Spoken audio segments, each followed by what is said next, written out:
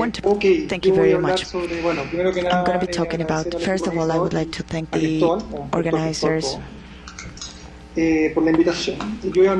for the invitation, and then I'm going to be talking about e-competencies. And I would like to talk about creativity, and this presentation is probably going to be in Spanglish, a combination between Spanish and English. Please, if you can help me click on the computer for the next slide to show. Yes, we are on the second slide already. The first thing that I want to discuss is this notion of having or not having e-competencies.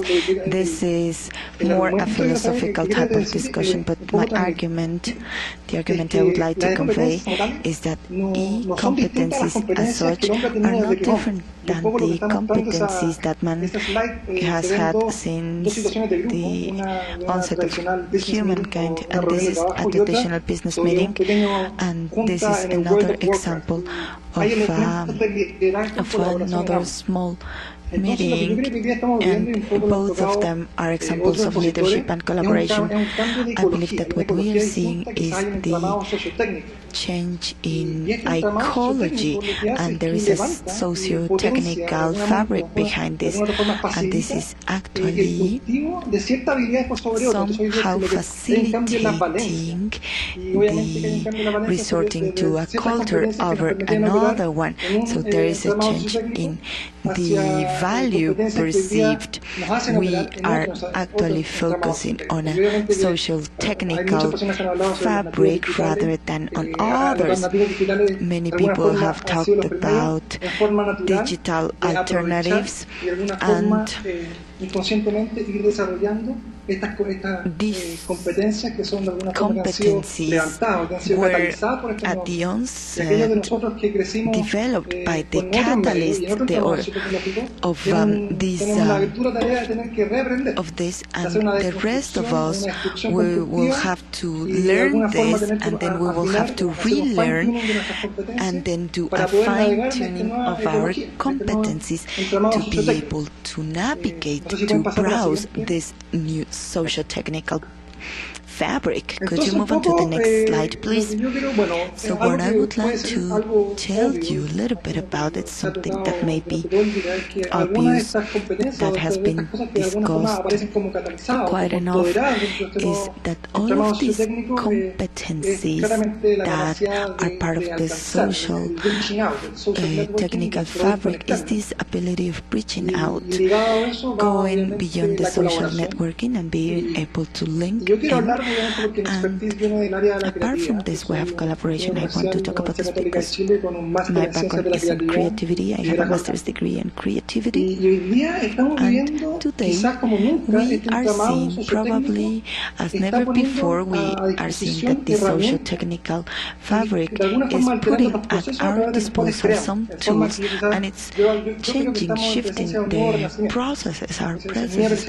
I would say that we are seeing a new birth, a new rebirth. And I believe that the speaker who spoke about this before me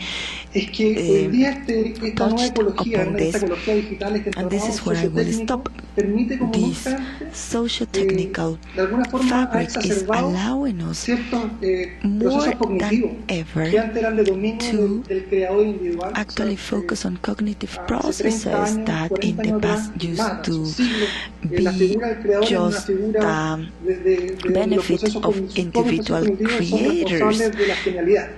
And so with cognitive processes, we can see that we no longer have geniuses. With this new movement, is as if things have been taken out of our head and have been distributed simultaneously all over the world. So instead of enjoying our cognitive abilities on our own, we have the possibility of extending our cognitive abilities at a macro level. That's on the one hand, and on the other hand is that the tools that have arisen in this new social technology technical fabric allow to do a recombination and a new combination of analogical processes. So today, with very easy user interfaces,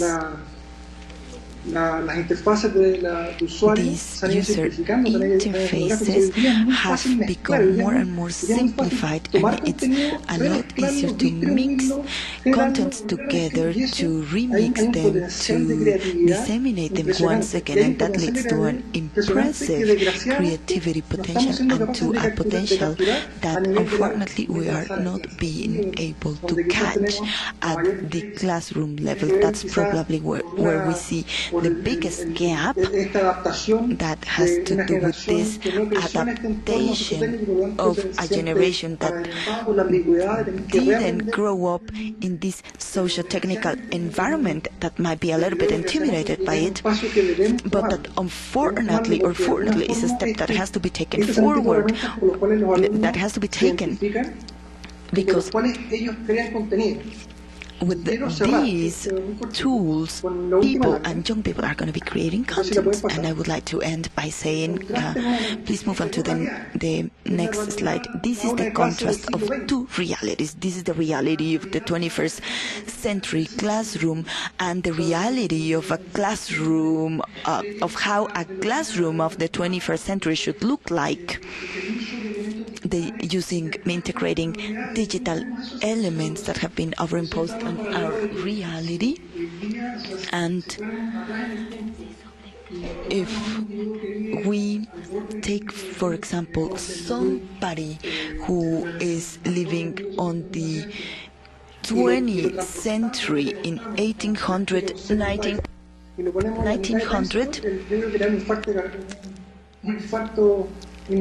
we take this person from 1800 or 1900 and we move him to the 21st century, he would be shocked and he would probably die. But if this person is moved from the 18th or 19th century into a classroom, he would probably feel comfortable.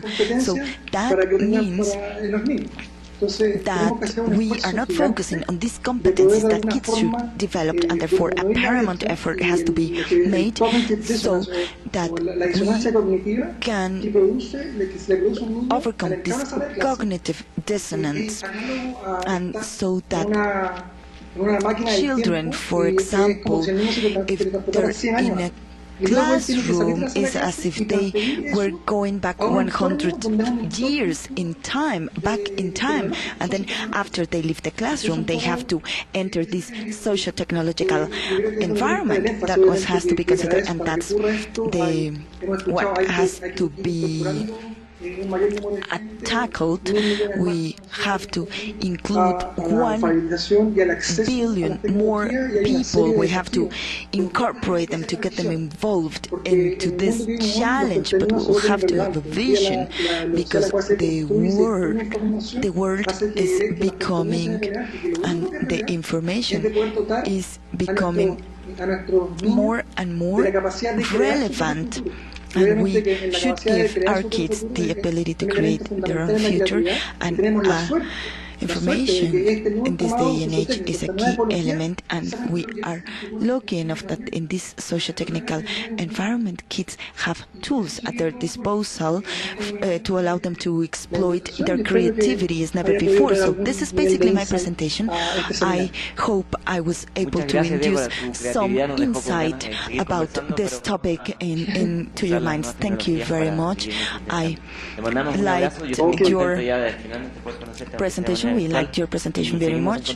We would like to continue talking about this. However, in the interest of time, we'll have to stop here.